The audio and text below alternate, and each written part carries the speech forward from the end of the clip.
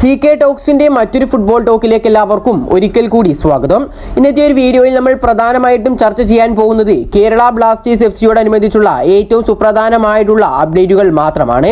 അപ്പോൾ ഏതായാലും വിശദമായ വീഡിയോയിലോട്ട് കടക്കുന്നതിന് മുമ്പായിട്ട് നിങ്ങൾക്ക് ഇതുപോലുള്ള കൂടുതൽ ബ്ലാസ്റ്റേഴ്സ് ISL വാർത്തകൾ ലഭിക്കണമെന്നുണ്ടെങ്കിൽ ഈ ചാനൽ എല്ലാവരും സബ്സ്ക്രൈബ് ചെയ്ത് ബെല്ലൈക്കൻ എനേബിൾ ചെയ്തു വെക്കാൻ കൂടി ശ്രമിക്കുക. ആദ്യത്തെ ഒരു അപ്ഡേറ്റ് എന്നുള്ളത് കേരള ബ്ലാസ്റ്റേഴ്സ് FC-യുടെ മുൻ താരമായിരുന്ന ഡൈസുക്കെ സക്കായിയെ കുറിച്ചാണ്. അഥവാ ജാപ്പനീസ് മാന്ത്രികനായ ഡൈസുക്കെ സക്കായി. നമുക്കറിയാം കേരള ബ്ലാസ്റ്റേഴ്സ് FC-ക്ക് വേണ്ടിയിട്ട് ISL-ന്റെ 10ാമത്തെ സീസണിൽ വളരെ നല്ല രീതിയിൽ തന്നെയായിരുന്നു ഡൈസുക്കെ സക്കായി പന്ത് തട്ടിയിട്ടുണ്ടായിരുന്നത്. ജോഷുവ സെറ്റീരി എന്ന സൂപ്പർ താരത്തിന് പകരക്കാരനായി കൊണ്ടായിരുന്നു ഈ ഒരു താരത്തെ കേരള ബ്ലാസ്റ്റേഴ്സ് FC ടീമിലേക്ക് എത്തിച്ചിട്ടുണ്ടായിരുന്നത്. ഏതായാലും ജോഷു തിരിച്ചു വന്ന ഈ ഒരു സാഹചര്യത്തിൽ ബ്ലാസ്റ്റേഴ്സ് ഈ ഒരു താരത്തെ റിലീസ് ചെയ്യുകയും ചെയ്തിട്ടുണ്ടായിരുന്നു. നിലവിൽ ഏതായാലും പുറത്തേക്ക് വരുന്ന റിപ്പോർട്ടുകളിൽ നിന്നും നമുക്ക് മനസ്സിലാക്കാൻ സാധിക്കുന്നത് ഡൈസുക്കെ സക്കായി മറ്റൊരു ക്ലബിലേക്ക് ചേക്കേറിയിട്ടുണ്ട് എന്നാണ്. ഏതായാലും വിശദമായ റിപ്പോർട്ടിലേക്ക് നമുക്കൊന്ന് കടക്കാം. ഈ ഒരു റിപ്പോർട്ടിൽ പറയുന്നത് മുൻ കേരള ബ്ലാസ്റ്റേഴ്സ് FC-യുടെ ജാപ്പനീസ് മാന്ത്രികനായ ഡൈസുക്കെ സക്കായി ഇന്തോനേഷ്യ ലീഗ് 1 ടീമായ PSM മക്കാസറിലേക്ക് ചേക്കേറിയിരിക്കുന്നു എന്നാണ് ഈ ഒരു റിപ്പോർട്ടിൽ നിന്നും നമുക്ക് മനസ്സിലാക്കാൻ സാധിക്കുന്നത്. ഡൈസുക്കെ സക്കായി ഏതായാലും മറ്റൊരു ക്ലബിലേക്ക് ഇപ്പോൾ ചേക്കേറിയിരിക്കുകയാണ്. ഇനി അടുത്തൊരു അപ്ഡേറ്റ് എന്നുള്ളത് കേരള ബ്ലാസ്റ്റേഴ്സ് FC-യുടെ സൂപ്പർ താരമായ നിഹാൽ സുധീഷിനെ കുറിച്ചാണ്. നമുക്കറിയാം ISL-ലെ 10ാമത്തെ സീസണിൽ താരത്തിന് അത്രയധികം ചാൻസസ് ഒന്നും ലഭിച്ചിട്ടുണ്ടായിരുന്നില്ല. പക്ഷേ ലഭിച്ച ചാൻസുകളൊക്കെ താരം തന്നെ മുതലെടുക്കുകയും ചെയ്തിട്ടുണ്ടായിരുന്നു.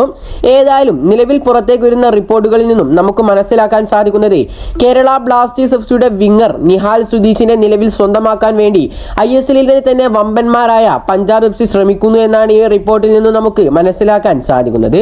പക്ഷേ ഈ ഒരു താരത്തെ വായ്പ അടിസ്ഥാനത്തിൽ ടീമിലേക്ക് എത്തിക്കുവാൻ വേണ്ടിയാണ് പഞ്ചാബ് FC ശ്രമിക്കുന്നത് എന്നും ഈ റിപ്പോർട്ടിൽ പരാമർശിക്കുന്നുണ്ട്. എന്നിരുന്നാൽ കൂടി കേരള ബ്ലാസ്റ്റേഴ്സ് FC ഈ ഒരു സൂപ്പർ താരത്തെ പഞ്ചാബ് FC-യിലേക്ക് വിടുന്നത് വളരെയധികം വിഡ്ഢിത്തമായിട്ടാണ് എനിക്ക് തോന്നുന്നത്.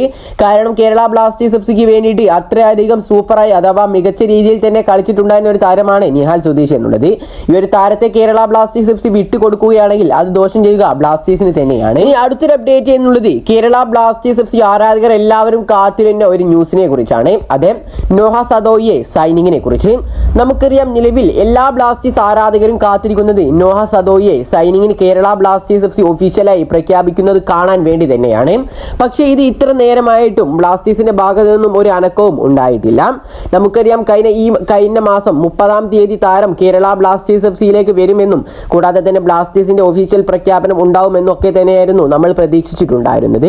ഇതിനോടനുബന്ധിച്ചുകൊണ്ട് നോഹ സദോയി തന്റെ ഒരു ഇൻസ്റ്റാഗ്രാമിൽ സ്റ്റോറിയായി പങ്കുവച്ചിട്ടുണ്ടായിരുന്നു. പക്ഷേ എന്നിരുന്നാൽ കൂടി ഇതുവരെയായിട്ടും കേരള ബ്ലാസ്റ്റേഴ്സ് FC നോഹ സദോയിയുടെ സൈനിങ് ഒഫീഷ്യൽ ആയിക്കൊണ്ട് പ്രഖ്യാപിച്ചിട്ടില്ല.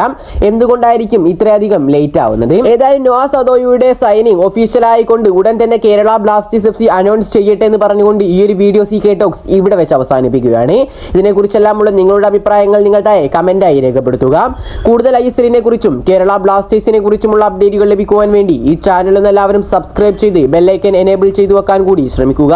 അപ്പോൾ അടുത്തൊരു അപ്ഡേറ്റുമായി വീണ്ടും വരാം. Good bye.